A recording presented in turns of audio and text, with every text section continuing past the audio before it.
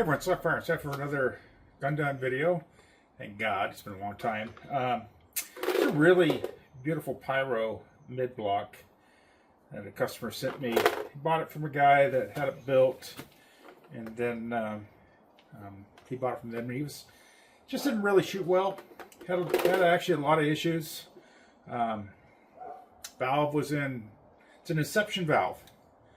And the valve was in backwards. So if you were to flip the valve, inception valve, the hole all the way through is the same. The pin can go on either side. It's the same diameter hole all the way through. So the valve was in backwards. It was sealing and functioning as a valve, so that's cool. But we fixed that. We refaced the valve where it seals. And if you guys have a new mech Autococker, and all the techs out there, if you want to have 11/16 valves in these, or have the 11/16 valve not leak, use a 2mm thick O-ring, the core diameter, by 14 or 2mm by 18. 14 inside diameter, 18 outside diameter. 2mm by 14mm. If you go to the O-ring store, I think it's 2x14s. They really work well in this. They have zero leaking issue. You don't have to Teflon tape it. This was Teflon taped all up on the valve just to get it to seal. This is the gun that spurred the right piston thing. So I've had it for a while. The customer's probably getting frustrated with me. But anyway, it's got an Inception Trident bolt. It's got planted Eclipse front end on it. I put an ShockTech LPC chamber on it because I wanted to get a little more lower volume, or a little bit more volume up front, so the gun doesn't starve, because they do have starving issues. Full rebuild. I'm trying to think what else. Obviously the Docfire DFI piston on here with the bevel disc. I don't know what it's set at.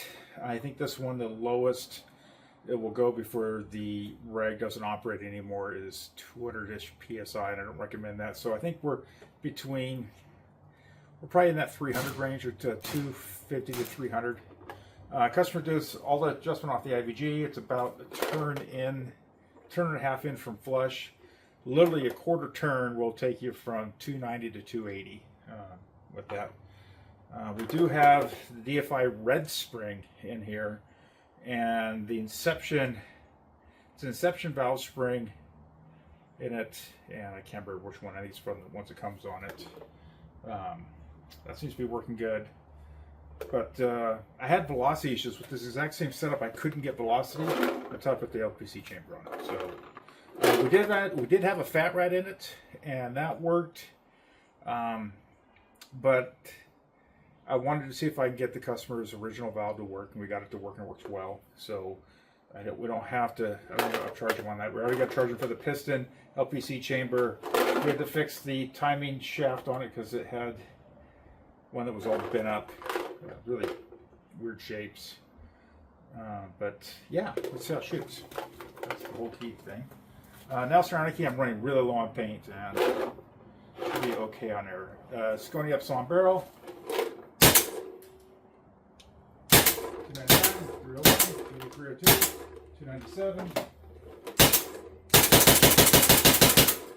Yeah, shoots good. Nice shooting gun. Oh, the other thing is, we tried the AutoCockerParts.com sear, roller sear in here, comparative to the new mech one, and I didn't notice a notable increase in trigger feel on it. I know that is an upgrade that some people can do. I didn't notice a notable change, so I put the new mech to save the customer some more money on that instead of throwing parts at it. Really nice, snappy trigger. Feels really good. That's it. That's where